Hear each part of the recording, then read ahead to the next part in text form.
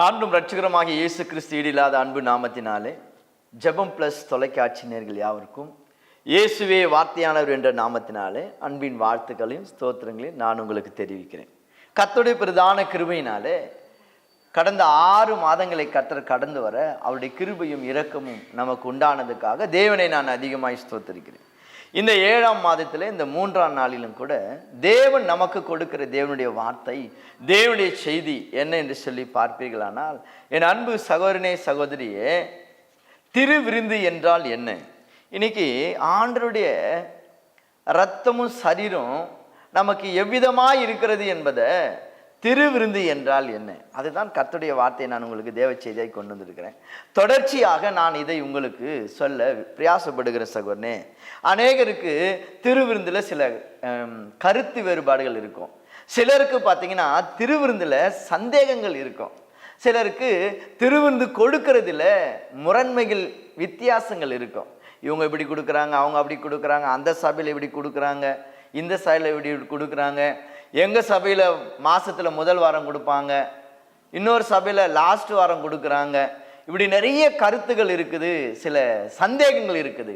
கர்த்தருக்கு பிரியமான என் அன்பு தேவ ஜனங்களே, இந்த நாளில் தேவனுடைய வார்த்தையை நான் உங்களுக்கு அந்த சந்தேகங்களை கடந்து போகும்படி கர்த்தருடைய ஆவியானவர் நமக்கு உதவி செய்வதாக. என் அன்பு சகோதரனே சகோதரியே, திருவிருந்து என்றால் என்ன? What is communion? பாருங்க, தேவனோடு நாம் செய்கிற ஒரு உடன்படிக்கை போல இந்த கம்யூனியன், தேவனோடு நாம அவருடைய இரத்தத்தினாலும் அவருடைய சரீரத்தினாலும் ஆண்டவர் நமக்கு ஒரு தொடர்பை ஏற்படுத்துகிறார். கர்த்தருக்கு பிரியமான என் அன்பு தேவ ஜனங்களே, கர்த்தருக்கு கோடி கோடி ஸ்தோத்திரம் உண்டாகட்டும். விருந்து என்று சொன்னா இன்னைக்கு நிறைய இருக்கு, விதவிதமான விருந்து இருக்கு சகோதரனே சகோதரியே. அந்த விருந்து ஒவ்வொருக்கும் ஒவ்வொரு விதமாக இருக்கும். திருமண விருந்து இருக்கு, ஒரு புது வீடு கட்டி அதுக்கு ஒரு விருந்து இருக்கு, சிலர் இறந்திருப்பானா அவங்களுக்கு நினைவு கூறுகிற காரியத்தில் விருந்து இருக்கு, ஒரு வேலையில் ஓய்வு பெறும் பொழுது அவருக்கு ஒரு விருந்து இருக்கு. இப்படி நிறைய காரியங்களை சொல்லிக்கிட்டே போகலாம் சகோதரனே, விருந்து என்று சொல்லி பார்த்தால். ஆனால் நான் உங்களுக்கு கொடுக்கிற தேவ செய்தி, நான் கொடுக்கிற உங்களுக்கு விருந்து என்ன? திரு விருந்து. என் அன்பு சகோதரனே சகோதரியே, நம் ஆண்டவராகிய இயேசு கிறிஸ்து நமக்கும் அவருக்கும் ஒரு தொடர்பு இருக்கணும்னு. எப்படிப்பட்ட தொடர்புனா, பரலோகத்தில் நாம் போக மாட்டோம், பரலோக ராஜ்யத்துக்குள் நாம் பிரவேசிக்க மாட்டோம், ஆண்டவருக்கும் நமக்கும் ஒரு தொடர்பு இருக்க வேண்டும் என்று சொல்லி பூமியிலே ஆண்டவர் நமக்கு வைத்திருக்கிற ஒரு தொடர்பு அல்லது ஒரு ஐக்கியம் அப்படின்னு சொல்றது தான் இந்த திருவிருந்து. சகோதரனே சகோதரியே, கர்த்தருக்கு ஸ்தோத்திரம் உண்டாகட்டும். சகோதரனே சகோதரியே, தேவன் என்ன செய்தார்னா, தான் விலையேற பெற்ற சரீரத்தையும் அவருடைய விலையேற பெற்ற இரத்தத்தையும் நமக்கு திருவிருந்தாக ஆண்டவர் நமக்கு அர்ப்பணித்திருக்கிறார். சகோதரனே சகோதரியே, லூக்கா எழுதின சுவிசேஷம் 22ஆம் அதிகாரம் 19, 20 என்ற வசனங்களை பாருங்கள்.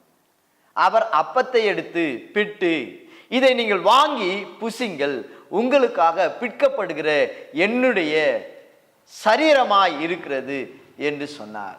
இதை நீங்கள் நினைவு கூறுங்கள் என்று சொன்னார். அப்படியே அவர் பாத்திரத்தை எடுத்து, இது உங்களுக்காக சிந்தப்படுகிற என் புதிய உடன்படிக்கையின் இரத்தமாய் இருக்கிறது, இதை நீங்க வாங்கி பானம் பண்ணுங்கள்னு சொன்னார். விருந்துனால பாருங்க, உணவுகள் தான். ஒவ்வொரு விருந்துல ஒவ்வொரு விதமா இருக்கும். சில இடங்கள்ல அசைவ உணவு இருக்கும், சில இடங்களில் அசைவ உணவு இருக்காது, சில இடங்களில் ரெண்டுமும் இருக்கும். இப்படி நிறைய விருந்துகளை குறித்து நம்ம எடுத்தோம்னா விதமாய் நம்ம சொல்லலாம். நம்ம ஆண்டவராகிய இயேசு கிறிஸ்து யோவான் 14ஆம் அதிகாரம் 2, 3 என்ற வசனத்தை பாருங்கள். என் பிதாவின் வீட்டிலே அநேக வாசஸ்தலம் உண்டு, அப்படி இராமல் இருந்தால் நான் உங்களுக்கு சொல்லுவேன். என் பிதாவினுடைய வாசஸ்தலத்தில் அநேக வீடு இருக்கிறது, நான் போய் உங்களுக்கு ஒரு வாசஸ்தலத்தை, நான் போய் உங்களுக்கு ஒரு இடத்தை ஆயத்தம் பண்ண போகிறேன், நீங்களும் என்னோடு கூட இருக்கும்படி செய்வேன்னு சொன்னார். என் அன்பு சகோதரனே அன்பு சகோதரியே, அதுக்கு என்ன அர்த்தம்? தேவன் பரலோகத்தில் நமக்காக ஒரு உறைவிடத்தை கட்டி, நமக்காக சில வீடுகளை ஒழுங்கு பண்ணி, அறைகளை ஒழுங்கு பண்ணி நாம் அவரோடு கூட வசிக்கணும் என்பதுதான் அவருடைய ஆசை, வாஞ்சை, தாகம். என் அன்பு சகோதரனே சகோதரியே, அதே போலதான் நாம் பரலோகத்தில் போய் அவரோடு கூட நாம் திருப்பந்தி எடுக்கிறதுக்கு முன்பாக, அவரோடு கூட நாம விருந்து உண்பதுக்கு முன்பாக, என் அன்பு சகோதரனே சகோதரியே, இந்த பூமியில நாம் அதை செய்வது அவசியம். எப்படி மத்தேயு 6ஆம் அதிகாரத்துல பரமண்டல ஜபம் என்று ஒன்று இருக்கிறது. அங்கே முதல் வார்த்தை என்ன தெரியுமா? பரலோகத்தில் செய்யப்படுவதை போல பூமியிலும் செய்யப்படுவதாக என்று எழுதியிருக்கிறது. என் அன்பு சகோதரனே சகோதரியே, இந்த திருவிருந்தை குறித்து நமக்கு நிறைய விழிப்புணர்வுகள் வேணும் சகோதரனே சகோதரியே. இது ஆண்டவர் நமக்காக தன் சரீரத்தையும் அவர் இரத்தத்தையும் நமக்கு ஒரு விருந்தாய் கொடுக்கிறார். வேதத்தை பாருங்கள், அப்போஸ்தலர் 8:32. அங்க வேதம் சொல்கிறது, இதோ தேவன் நமக்காக அடிக்கப்பட்ட ஆட்டுக்குட்டியாகவும் மயிர் கத்திரிக்கிறவனுக்கு முன்பாக வாய் திறவாதனை போலும் ஆண்டவர் இருந்தாராம். எதற்காக இருந்தாராம்? நமக்கு விருந்தாய் மாறுவதற்கு. ஆண்டவருடைய சரீரம், ஆண்டவருடைய ரத்தம் நமக்கு ஒரு விருந்தாய் மாறுவதற்கு தேவன் அப்படி இருந்தாராம். ஏசாயா தீர்க்கதரிசி 53ஆம் அதிகாரம் 7ஆம் வசனத்தை நீங்கள் கவனித்து பாருங்கள். அங்கே ஆண்டவர் சொல்கிறார், மயிர் கத்திரிக்கிறவனுக்கு முன்பாக வாய் திறவாத ஆடை போல நம் ஆண்டவராகிய இயேசு கிறிஸ்து இருந்தாராம். எதற்காக இருந்தாராம்? இந்த சரீரம், இந்த ரத்தம் என் பிள்ளைகளுக்கு இந்த நாளில் விருந்தாய் மாறட்டும். என் அன்பு சகோதரனே சகோதரி, இதை தான் மாதத்துக்கு ஒரு முறை சபைகளிலே இந்த திருவிருந்தை நம்ம ஆசரித்து கொண்டு வருகிறோம். என் அன்பு சகோதரனே, அன்பு சகோதரியே, இந்த திருவிருந்துக்கு இன்னொரு பேரும் உண்டு, ராபோஜனம். ராபோஜனம், கம்யூனியன் சொல்லுவாங்க. இன்னைக்கு சபையில கம்யூனியன் இருக்கு. என் அன்பு சகோதரனே, அன்பு சகோதரியே, தேவனோடு கூட இருக்கிற உடன்படிக்கைக்கு பேர் தான் கம்யூனியன், கம்யூனிகேஷன். ஆண்டவரோடு கூட நமக்கு ஒரு தொடர்பு. என் அன்பு சகோதரனே, அன்பு சகோதரியே, அது எப்படிப்பட்ட தொடர்பு தெரியுமா? அவர் ரத்தத்தோடு இருக்கிற தொடர்பு, அவர் சரீரத்தோடு இருக்கிற தொடர்பு. ஆண்டவர் நமக்கு அதை எப்படி பண்ணியிருக்கிறார் பாருங்க, விருந்து. வேதத்துல பாருங்க, எஸ்தர் சரித்திர புஸ்தகம் 5ஆம் அதிகாரம் 8ஆம் வசனத்தை பாருங்கள். எஸ்தர் தன் கணவனாய் இருந்தாலும் ராஜாவுக்கும் அவனோடு இருக்கிற ஆமானுக்கும் ஒரு விருந்து பண்ணாங்க. அந்த விருந்து எதற்கு என்று சொல்லி பார்ப்பீர்களானால், அநேகருக்கு தெரியும் இந்த எஸ்தருடைய சரித்திர காரியம். யூதர்களுக்கெல்லாம் சத்ருவாய் இந்த ஆமானை எப்படியாச்சும் ராஜாவிடத்திலிருந்து தூரப்படுத்தணும், அவன் செய்திருக்கிற திட்டங்களை அவமாக்கி போடணும். எஸ்தர் சரித்திர புஸ்தகம் 4ஆம் அதிகாரம் 16-17, தானும் தன் தாதிமார்களும் அல்லும் பகலும் 3 நாள் உபவாசம் இருந்து ராஜா சமூகத்தில் போவதற்காக செய்த ஒரு காரியம். ராஜா சமூகத்தில் அப்படி போய் அவங்க என்ன கேட்டாங்க தெரியுமா? ராஜா 3 தடம் கேட்கிறார், எஸ்தர் ராஜாத்தியே, உனக்கு என்னிடத்துல உனக்கு என்ன வேணும்? என் ராஜ்யத்தில் நீ பாதி கேட்டாலும் நான் அதை உனக்கு தருவேன், உனக்கு என்ன வேணும்? எஸ்தர் 5:8 பாருங்கள்.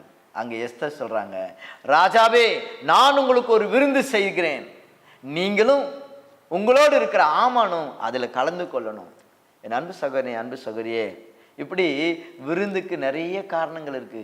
அங்க விருந்துக்கு வந்தாங்க, அந்த விருந்துல ராஜா திரும்ப கேட்கிறார், உன் விருப்பம் என்னன்னு சொல்லி அதன் பிறகு சொல்றாங்க, என் யூத குலத்தை அழிப்பதற்கு ஒரு சதி திட்டம் இருக்கிறது, அந்த சதி திட்டத்திலிருந்து என் ஜனங்களை காப்பாற்றணும். உடனே ராஜா கேட்கிறாரு, யார் அந்த சதியை பண்ணுது? உங்களோடு இருக்கிற இந்த ஆமன் தான். என் அன்பு சகோதரனே சகோதரியே, விருந்து ஒழுங்கு பண்ணி தன் குறைக்கும் தன் தேவைக்கும் தன் ஜனங்களை காப்பதுக்கும் அந்த நாளிலே எஸ்தர் ஒரு விருந்து ஒழுங்கு பண்ணினாங்க. நம் ஆண்டவராகிய இயேசு கிறிஸ்து நாம் அவரோடு கூட நித்திய ஜீவனுக்குள் பிரவேசிப்பதற்காக அவர் பாருங்க, ஒரு ஆடையோ மாடையோ அல்லது பறக்கிற பறவைகளையோ நமக்கு உணவாய் கொடுக்காம அவரே தன்னை ஜீவ பலியாய் ஒப்பு கொடுத்தார். அதுதான் என் அன்பு சகோதரனே, அன்பு சகோதரியே, திருவிருந்து. அவர் சரீரத்தை நமக்கு அப்பமாய் பிட்டு கொடுக்கும்படி செய்தார். இது உங்களுக்காக பிற்கப்படுகிற என்னுடைய சரீரமாயிருக்கிறது, இதை நீங்கள் வாங்கி புசிங்கள் என்று சொன்னார். அவர் திராட்சரசத்தை எடுத்து சொன்னார், இது உங்களுக்காக சிந்தப்படுகிற என்னுடைய புதிய உடன்படிக்கையின் ரத்தம். திராட்சரசம் என்று சொல்ல என் அன்பு சகோதரனே சகோதரியே, இது என் ரத்தம் என்று சொன்னார். இந்த நாளில் நம்ம பல விதமான விருந்துகளுக்கு போகிறோம். ஆனால் தேவனுடைய ஆலயத்திலும் அந்த திருவிருந்துக்கு போகும்போது நமக்கு ஒரு பயபக்தி அவசியம் சகோதரனே சகோதரியே.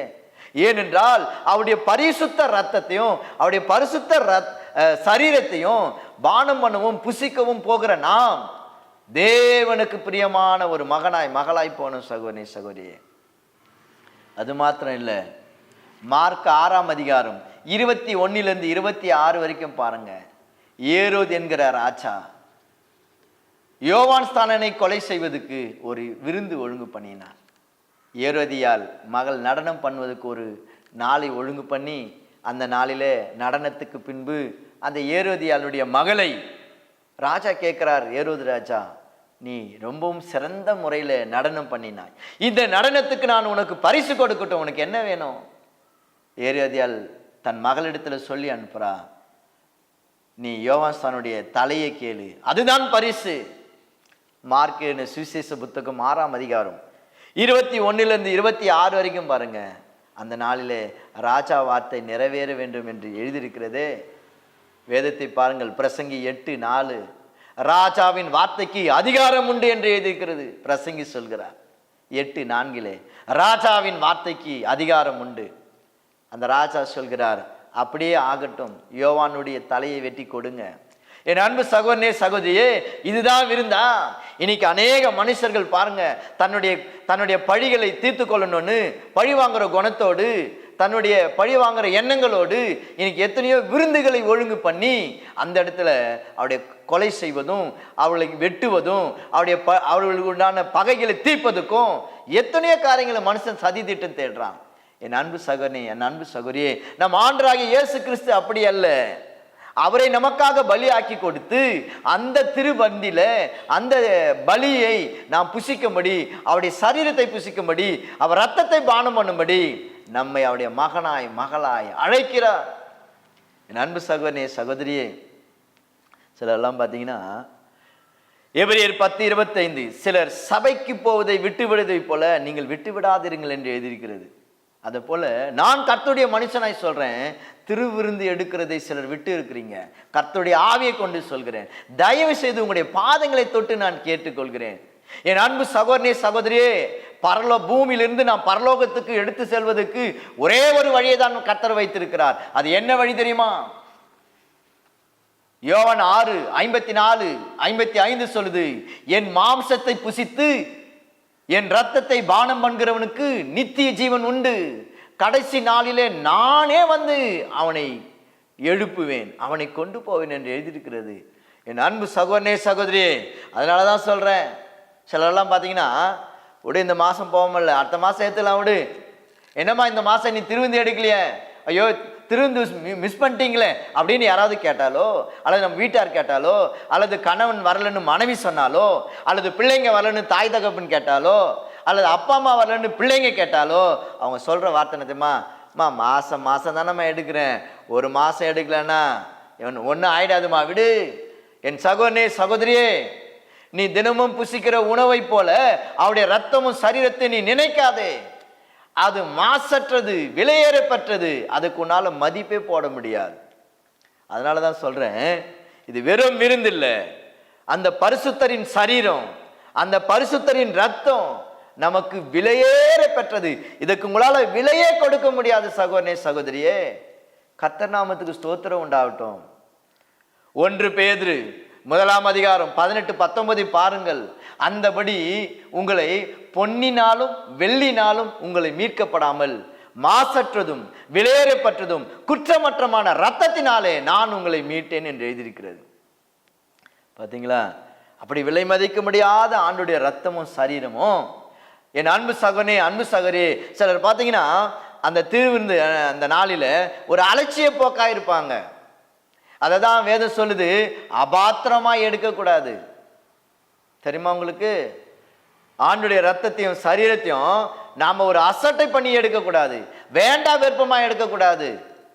இல்லை யாராவது கட்டாயப்படுத்தி இந்த திருவிருந்து எடுக்கலாம், இவங்க கோச்சுப்பாங்க, அவங்க கோச்சுப்பாங்க, இல்லை ஊழியக்காரன் நம்மளை கோச்சுப்பாங்க, அப்படி இல்லை சகோதரனே. அது எவ்வளவு ஒரு விசேஷித்தமானது என்பதை உங்களுக்கு தெரியாம போகிறது சகோதரனே சகோதரி. ஒரு சகோதரிக்கு பாருங்க, ஆண்டவர் தரிசனம் கொடுத்தார். தன் ஊழியக்காரனுக்கு ஒரு பாரம். அந்த சகோதரி ஏறக்குறைய 6 மாசங்கிட்ட திருவிந்து எடுக்கவே இல்லை. ஒரு ஆவிக்குரிய தகப்பனா அவர் யோசிக்கிறார், ஐயோ இந்த சகோதரி திருவிந்து எடுக்கவே இல்லைன்னு சொல்லி. அந்த கவலை பாரம் ஆண்டவர் அவளுக்கு தரிசனமாய் கொடுக்கிறார்.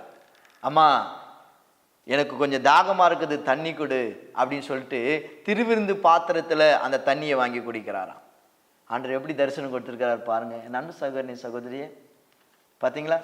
அந்த திருவிருந்து பாத்திரம் போது தான் தெரியுது. அவங்க சொல்றாங்க, நான் அவருக்கு தண்ணி கொடுக்கும் போது என் வீட்டு பாத்திரம் இல்லை, அது ஆண்டோடைய ரத்தத்தை எடுக்கிற திருவிருந்து பாத்திரமா இருக்குதுன்னு. அப்பதான் தெரியுது. ஓ, அப்பதான் சொன்னேன், அந்த ஊழியக்காரருக்கு உங்களுக்கு இருக்கிற தாகம் என்ன தெரியுமா? நீங்கள் இத்தனை மாச காலமா நீங்க திருவிருந்து எடுக்கல, அது உங்களுக்கு ஒரு கவலையா இருக்கு, பாரமா இருக்குது. ஏன் உங்களுக்கு அது ஒரு முக்கியமா தெரியாம போயிடுச்சு? என் சகோதரனே சகோதரியே, இன்னைக்கு எத்தனையோ விருந்துக்கு நம்ம அழைக்கிறாங்க, முடியலன்னா போக முடியல, ஏதாவது ஒரு சூழ்நிலையில போக முடியல. அந்த விருந்துகளுக்கு போலையானா நமக்கு ஒரு குறையும் குற்றமும் இல்லை. சகோதரனே சகோதரியே, ஆண்டவர் உனக்காக எனக்காகவே அவர் வைத்திருக்கிறார். என் அன்பு சகோதரனே, அன்பு சகோதரியே, எதற்கா? நினைவு கூறும்படி.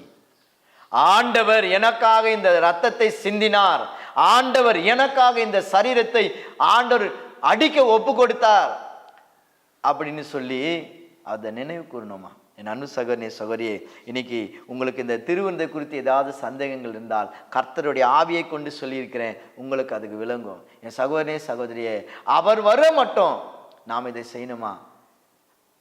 ஐயா, இயேசு எப்போ வருவாரு, நான் அது வரைக்கும் இருப்பேனா எனக்கு தெரியலையே. நானுடைய கர்த்தருடைய மனுஷனா உங்களுக்கு சொல்றேன், நான் உயிரோடு இருக்கிற எடுத்தா போதாதா? என் சகோதரனே சகோதரியே, இந்த நாளில கர்த்தருடைய வார்த்தை உங்களுக்கு நேரே வந்திருக்கிறது. அந்த விலை மதிக்க முடியாத ரத்தமும் சரீரமும் உங்களுக்கு விருந்தா இருக்கட்டும். அதிலே ஆண்டவருக்கும் உங்களுக்கு இருக்கிற உறவு நீடிக்கட்டும். நான் உங்களுக்காக இப்போது ஜெபிக்க போகிறேன். மகா கிருபையும் இரக்கமும் நிறைந்த நல்ல பிதாவே, நீர் ஆசீர்வதித்ததான இந்த நல்ல வேலைக்கு நன்றி அப்பா.